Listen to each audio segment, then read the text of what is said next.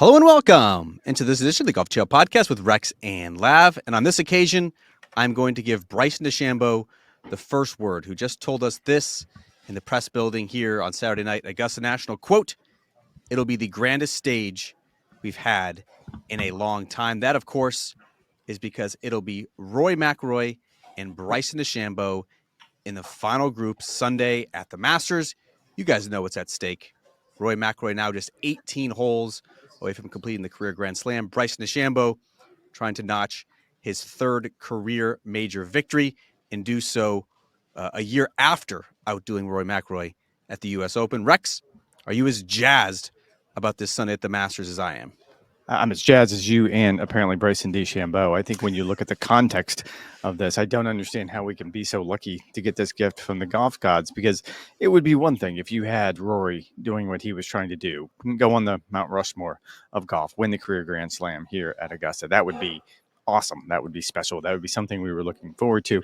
But now you add sort of the subtext narrative of Bryson DeChambeau and what happened last year at Pinehurst. And I do think it was fun listening to Bryson's interview when he was asked, well, have you two really talked since Pinehurst? And it was, no, not really. So it's clear that it's not a bad relationship, but I would probably call it frosty. It will be fun for a lot of different reasons, as I just pointed out. But probably the one thing I'm looking forward to is if you strip all of that away, it's just the style of play.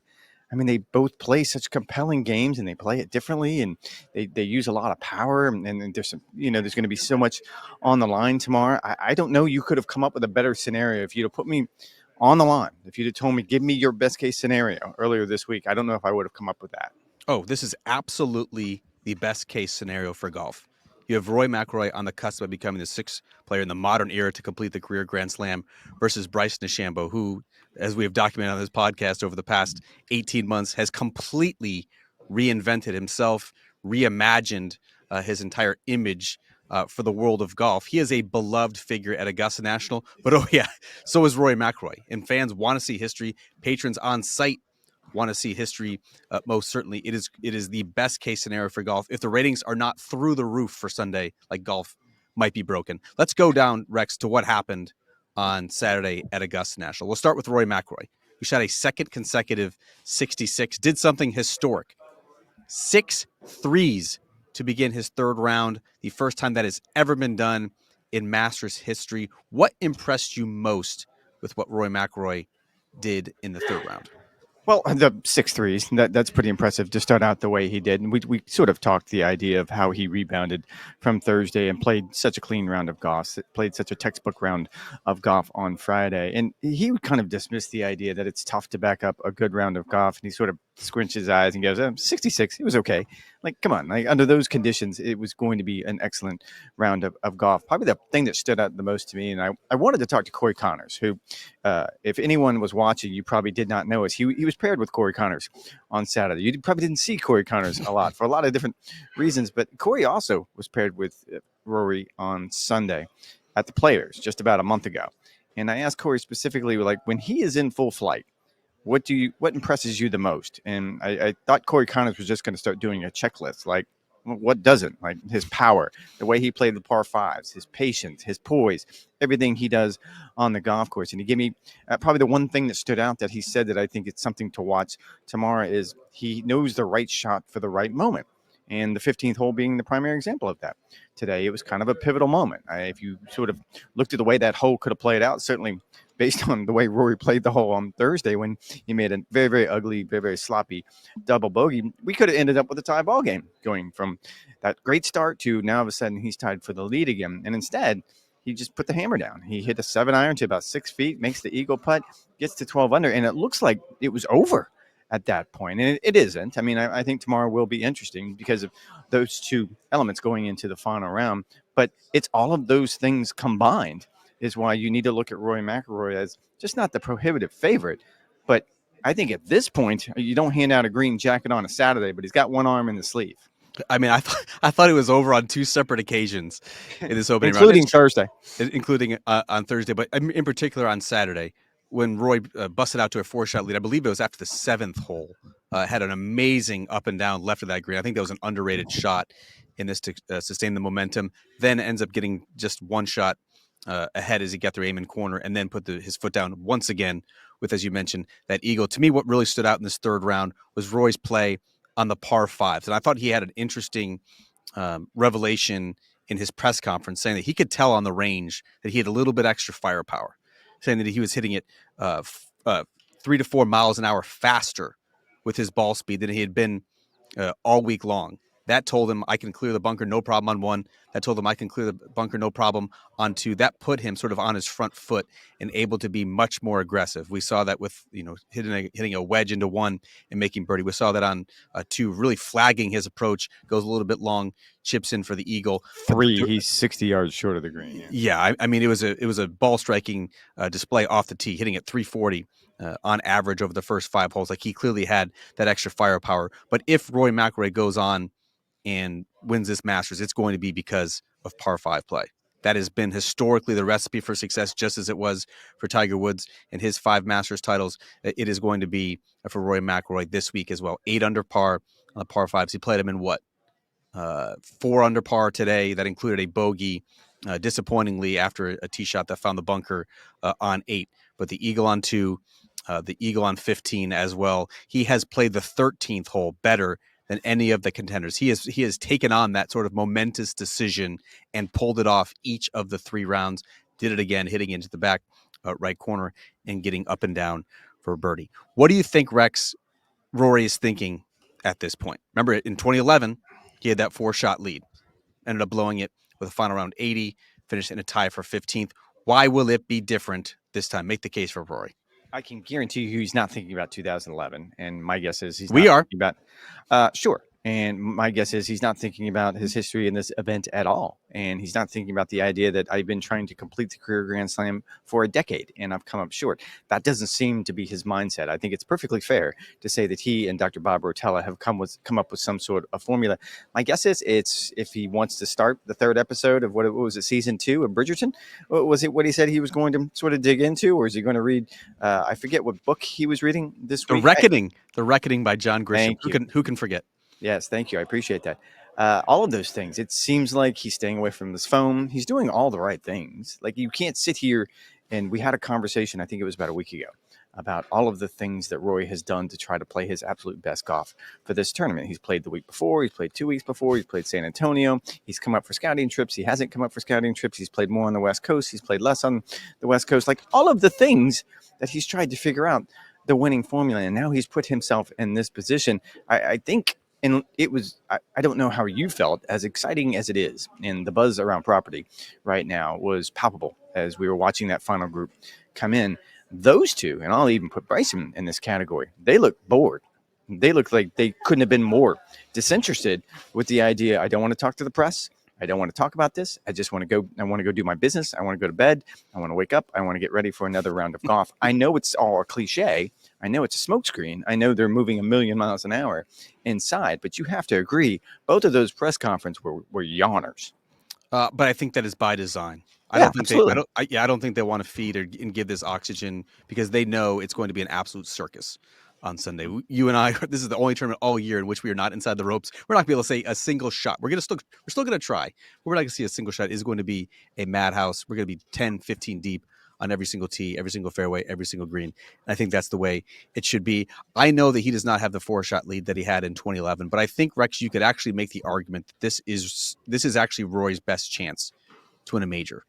Look at the Masters. Look at all of the factors that are coalescing right now. He is blowing the field away from a strokes gained tee degree perspective. Like, no one is even remotely close. You look at sort of the skills in his game that he has that he didn't have 14 years ago, the scrambling ability, the putting ability, now that he's linked with Brad Faxon, has certainly been comfortable there over the last 5 or 6 years. This is the best putting season of Rory McIlroy's career. The messages that he's been getting from Bob Rotella, the resilience, the patience, the adversity that he has overcome just this Masters week. There is nothing that Rory McIlroy should believe could stand in his way from winning this green jacket. If he plays like he has been playing over the past 2 days in particular, and I think, really for 75% of the round on Thursday as well, I think it's easy to forget just how well he was playing. One of the best major rounds that we've seen him play in quite some time. I mean, if he can just keep himself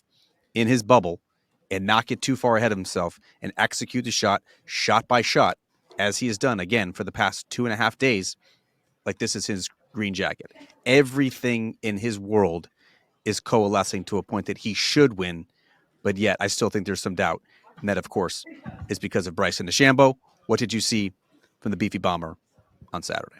I was amazed how much patience he has. I mean, I don't know that I would ever look. There's a lot of ways I would describe Bryson DeChambeau as the mad scientist, as a power player, as someone, the eternal tinkerer. Like I can keep doing this forever. Stop me when you're done. The one thing I wouldn't say is he's a patient player. Like he's going to go out and take what the golf course gave him, and I feel like that's been the MO for the first 3 rounds, where I haven't seen him necessarily make a bad mistake. He certainly had bad swings. He's put himself in bad situations, but I've never sort of second guessed like we did with Rory on Thursday on 15 and 17. Those were bad decisions that he made on those 2 holes. We haven't seen that from Bryson. So this is, and I think the way you put it to start the podcast, a resurgent Bryson. This is a new Bryson. He still has all of those same elements that come with the DNA of the mad scientist, but he seems to have a much better head on his shoulders when it comes to, I can't press this. It's Augusta National. It won't allow me to do anything that others won't be able to follow, I guess is the way I would put it, until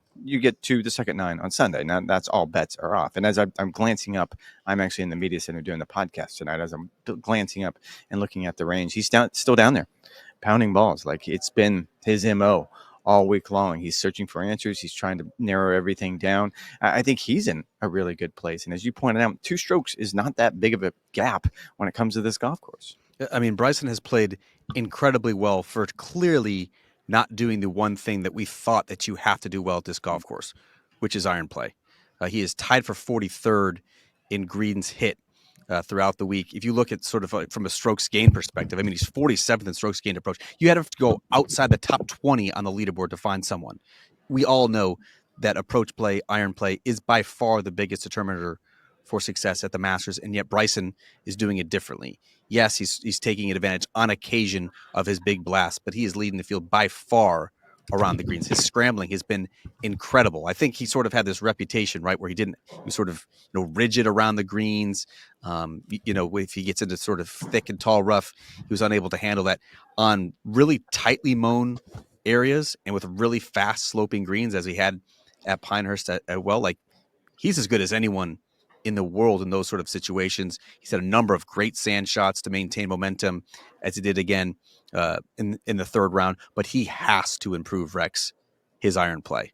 If he's going to put pressure on Rory McIlroy, he has to take advantage. He has to be more dialed. That is why he's logging the hours here on Saturday at Augusta National. Who do you think benefits from that environment on Sunday? Rory McIlroy with a 2-shot lead, Bryson DeChambeau trying to sort of relish the energy and the opportunity. I think Bryson, because he proved last year at Pinehurst, I think he enjoys the madness a little bit more than Rory probably does. And Rory sort of voiced that a little bit tonight when he was asked about how do you balance the act between, you have to stay calm, like you still have to play golf, and you don't really do that when you're high-fiving people and jumping around. And he understands, like, I want to ride the momentum. I love having the patrons behind me, but I have to find a balance.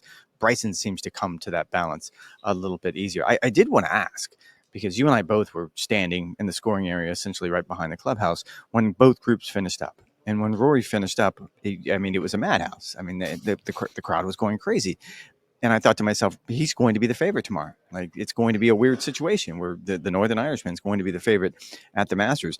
I kind of had to second guess that, because when Bryson came in, again, you and I were sort of standing next to each other, then it really went nuts.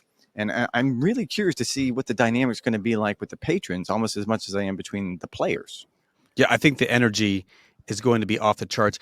I was wondering, would Roy benefit from playing with a Bryson DeChambeau in the final group, or would he benefit more from playing with like a Corey Connors?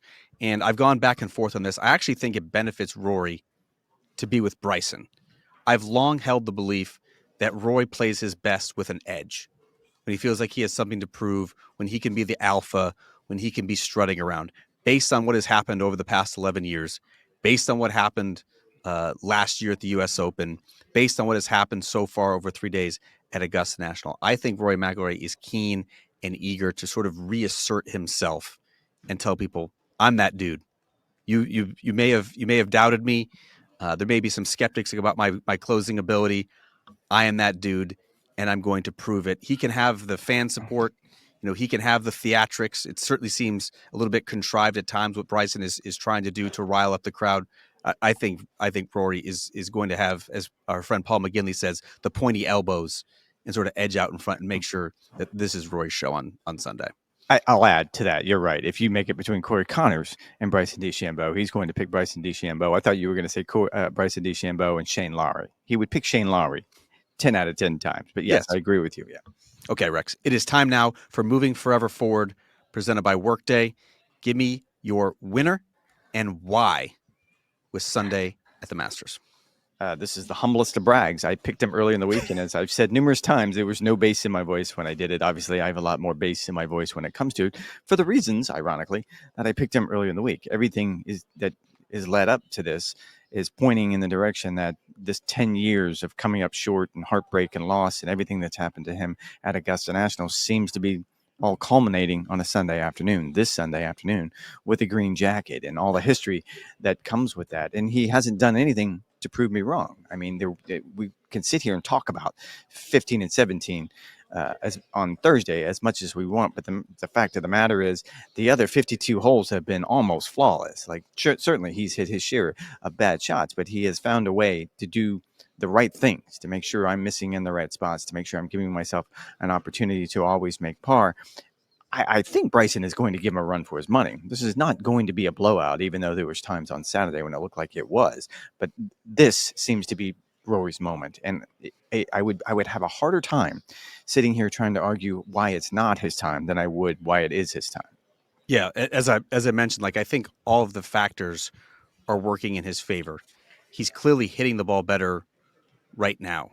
I think he's at a point in his life now where he's more well-rounded and is able to handle the losses. Like, I don't think there's anything that could happen on Sunday at Augusta National that would throw him for a loop or throw him off his game. There's confidence now that even if he does hit a poor shot, he has a short game to bail him out. When I think earlier in his career, that wasn't going to be the case. And I don't think you can discount the energy that is going to exist in that final pairing, and wanting to be that alpha, to be the man on the stage, to sort of seize what I think he's long felt should be rightfully his. And so I think it is going to be an absolutely epic conclusion to this Masters. I cannot wait. I said I had butterflies leading into this third round. I'm not sure how I'm going to be able to sleep on Saturday night, because I think it is going to be one of the best Masters that we've had in recent memory. Plenty more on the Rory Bryson duel over on NBCSports.com/golf. You and I, Rex, will be on the show for the full Masters recap on Sunday night live on YouTube, and of course going up on Monday, 9 a.m. and 11 a.m. Eastern time on Golf Channel. Thanks for listening. Thanks for the support. We'll talk to you guys on Sunday night. Enjoy the final round of the 89th Masters.